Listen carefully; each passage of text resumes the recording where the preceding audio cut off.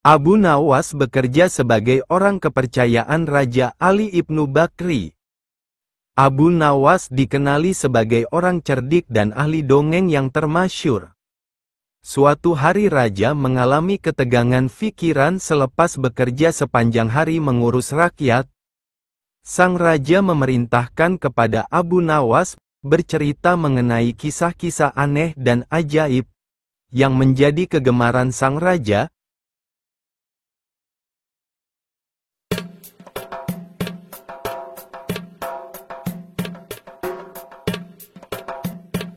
Untuk menghilangkan sedikit ketegangan jiwa yang dialaminya.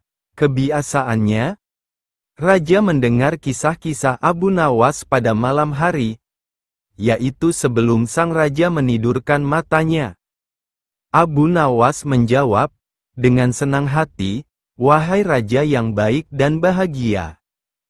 Dikisahkan, wahai raja yang bahagia, salah seorang pelayan istana berkata kepada Raja Cina, "Wahai raja zaman ini, tuan rumah memerintahkan para pelayannya agar mengambil air dan semua yang diperlukan untuk membasuh tangan salah seorang tamunya yang dianggap agak ganjil dan aneh.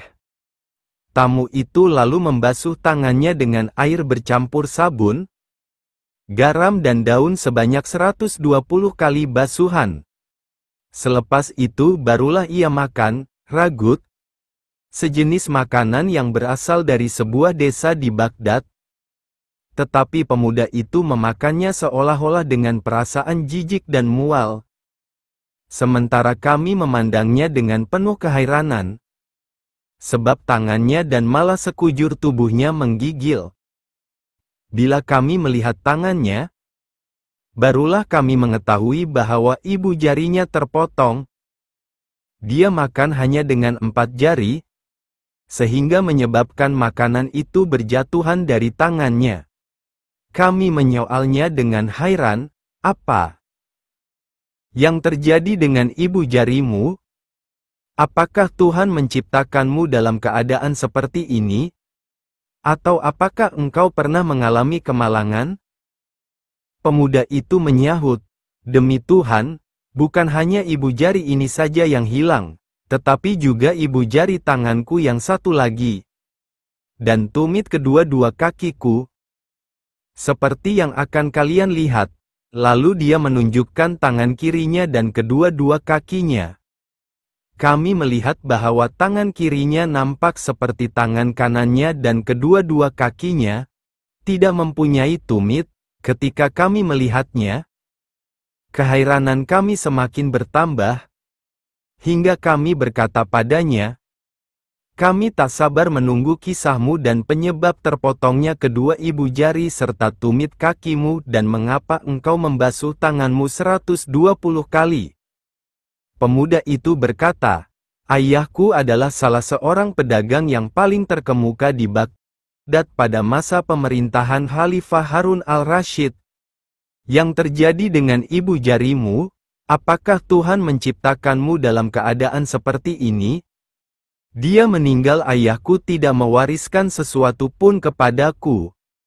Aku melaksanakan upacara pemakaman baginya, mengadakan pengajian Al-Quran, dan terus berkabung untuknya dalam masa yang cukup lama. Lalu aku membuka kedai peninggalan ayahku dan mendapati bahwa dia hanya meninggalkan sedikit harta dan banyak hutang. Maka aku terpaksa menjelaskan dan membayar ke semua hutang ayahku dengan membayarnya beransur-ansur. Aku mula melakukan jual beli dan membayar hutang ayahku minggu demi minggu, hingga akhirnya aku berjaya menjelaskan ke semua hutang ayahku dan modalku mula bertambah. Suatu hari, ketika aku sedang duduk di kedaiku, datanglah ke pasar seorang gadis muda yang cantik, yang kecantikannya belum pernah kulihat tandingannya, berpakaian mewah dan dihiasi permata. Dia menaiki seekor keledai betina, dengan seorang hamba sahaya berkulit hitam berjalan di hadapannya dan seorang lagi di belakangnya.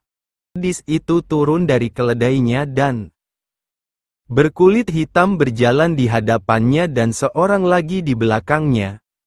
Gadis itu turun dari keledainya dan terus memasuki pasar. Baru saja dia melangkahkan kakinya ke pasar, seorang pengawal datang mengikutinya dan berkata, "Tuan Puteri, masuklah. Tapi jangan sampai ada orang yang mengenalimu, sebab kita akan menghadapi kesukaran." Lalu pengawal itu berdiri berjalan di hadapan sang gadis, sambil melihat-lihat kedai, tetapi karena mendapati tidak ada kedai yang buka kecuali kedaiku, gadis itu mendatangi kedaiku, gadis itu menegurku, lalu duduk, tiba-tiba fajar pun menyingsing. Abu Nawas terdiam, lalu sang raja berkata, "Ceritamu benar-benar aneh dan indah." Abu Nawas menjawab, "Esok malam ceritanya lagi menarik dan lagi indah." Abu Nawas hanya tertunduk sedih mendengarkan penuturan istrinya. Tadi pagi beberapa pekerja kerajaan atas perintah langsung Baginda Raja membongkar rumah dan terus menggali tanpa bisa dicegah. Kata mereka tadi malam Baginda bermimpi bahwa di bawah rumah Abu Nawas terpendam emas dan permata yang tak ternilai harganya. Tetapi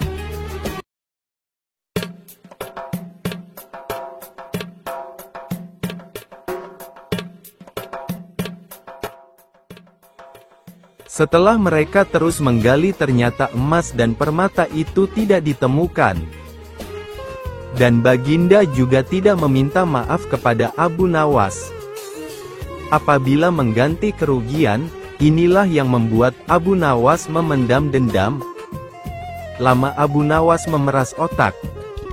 Namun belum juga ia menemukan muslihat untuk membalas Baginda. Makanan yang dihidangkan oleh istrinya tidak dimakan karena nafsu makannya lenyap. Malam pun tiba, namun Abu Nawas tetap tidak beranjak. Keesokan hari Abu Nawas melihat lalat-lalat mulai menyerbu makanan Abu Nawas yang sudah basi. Tiba-tiba tertawa riang. "Tolong ambilkan kain penutup untuk makananku dan sebatang besi." Abu Nawas berkata kepada istrinya. "Untuk apa?" tanya istrinya heran. "Membalas Baginda Raja," kata Abu Nawas singkat. Dengan muka berseri-seri Abu Nawas berangkat menuju istana. Setiba di istana Abu Nawas membungkuk hormat dan berkata, "Ampun tuanku, hamba menghadap tuanku Baginda hanya untuk mengadukan perlakuan tamu-tamu yang tidak diundang. Mereka memasuki rumah hamba tanpa izin dari hamba dan berani memakan makanan hamba." "Siapakah tamu-tamu yang tidak diundang itu wahai Abu Nawas?" sergap Baginda kasar. "Lalat-lalat ini, tuanku," kata Abu Nawas sambil membuka penutup piringnya. "Kepada siapa lagi kalau bukan kepada Baginda junjungan hamba? Hamba mengadukan perlakuan yang tidak adil ini. Lalu keadilan yang bagaimana yang engkau inginkan dariku? Hamba hanya menginginkan izin tertulis dari Baginda sendiri agar hamba bisa dengan leluasa menghukum lalat-lalat itu." Baginda Raja tidak bisa mengelakkan diri menotak permintaan Abu Nawas karena pada saat itu para menteri sedang berkumpul di istana. Maka dengan terpaksa Baginda membuat surat izin yang isinya memperkenankan Abu Nawas memukul lalat-lalat itu dimanapun mereka hinggap. Tanpa menunggu perintah Abu Nawas mulai mengusir lalat-lalat di piringnya hingga mereka terbang dan hinggap di sana-sini. Dengan tongkat besi yang sudah sejak tadi dibawanya dari rumah, Nawas mulai mengejar dan memukuli lalat-lalat itu. Ada yang hinggap di kaca. Abu Nawas dengan leluasa memukul kaca itu hingga hancur. Kemudian vas bunga yang indah. Kemudian giliran patung hias sehingga sebagian dari istana dan perabotannya remuk diterjang tongkat besi Abu Nawas. Bahkan Abu Nawas tidak merasa malu memukul lalat yang kebetulan hinggap di tempayan Baginda Raja. Baginda Raja tidak bisa berbuat apa-apa kecuali menyadari kekeliruan yang telah dilakukan terhadap Abu Nawas dan keluarganya. Dan setelah merasa puas, Abu Nawas mohon diri. Barang-barang kesayangan Baginda banyak yang hancur. Bukan hanya itu saja, Baginda juga menanggung rasa malu. Kini ia sadar betapa kelirunya berbuat semena-mena kepada Abu Nawas. Abu Nawas yang nampak lucu dan sering menyenangkan orang itu ternyata bisa berubah menjadi garang dan ganas serta mampu membalas dendam terhadap orang yang mengusiknya. Abu Nawas pulang dengan perasaan lega. Istrinya pasti sedang menunggu di rumah untuk mendengarkan cerita apa yang dibawa dari istana.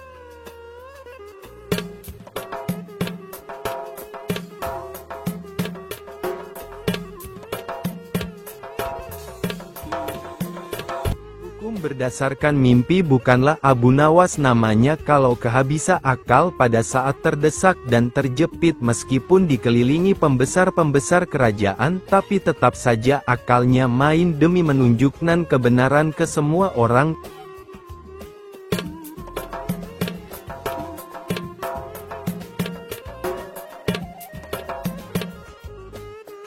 Salah satu kisahnya adalah ketika Abu Nawas harus menghentikan sepak terjang sang hakim yang tidak adil sama sekali, yaitu hukum berdasarkan mimpi.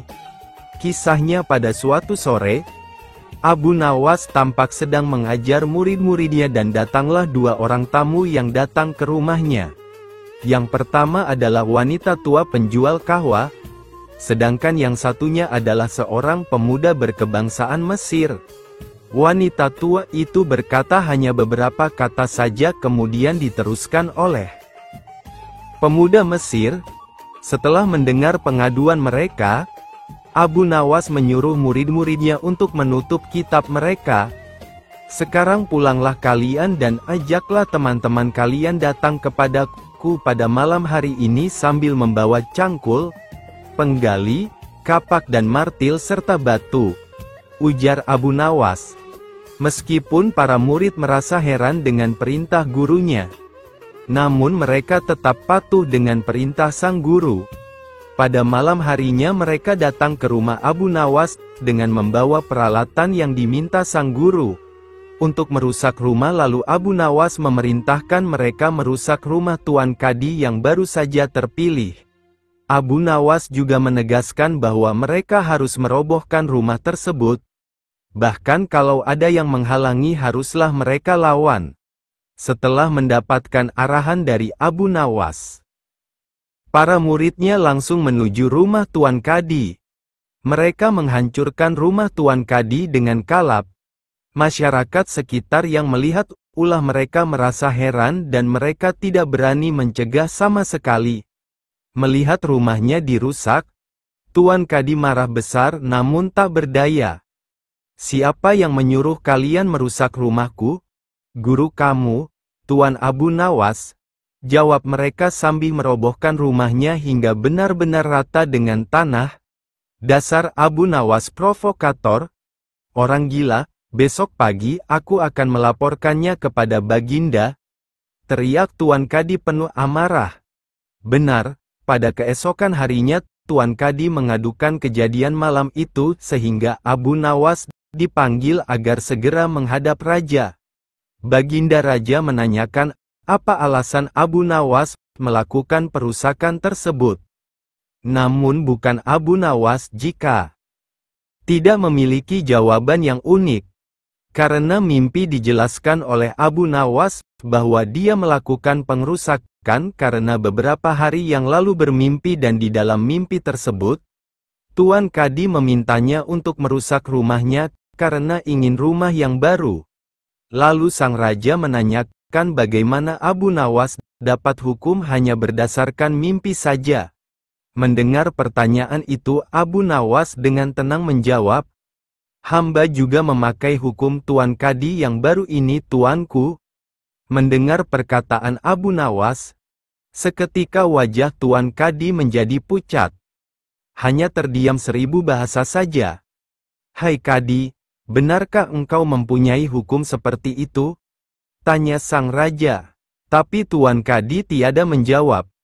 Wajahnya nampak pucat dan tubuhnya gemetaran karena takut. Kemudian Abu Nawas diminta untuk